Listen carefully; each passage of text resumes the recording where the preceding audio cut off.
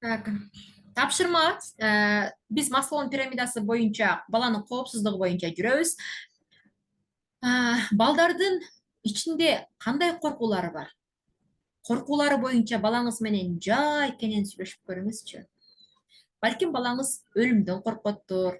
Балким балаңыз жеңилип калгандан коркоттур. Балким балаңыз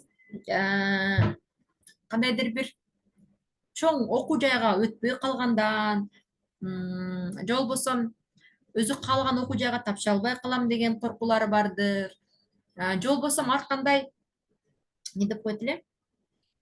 Эмне деп коет элем? Же болбосо ар кандай фобия таптым. Ар кандай фобиялык коркуулары бардыр. Караңгыдан, башкадан корккон коркуулары бардыр. Ошол коркуулары менен сүйлөшүп көрүңүз.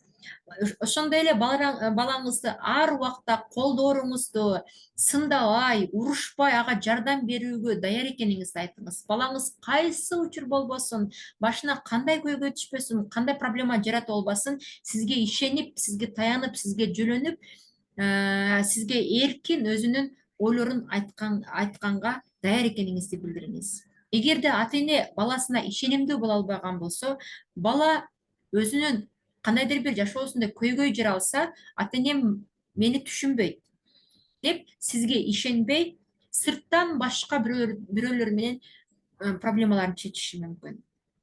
Бул нерсе балким жакшылыкка алып келбейт.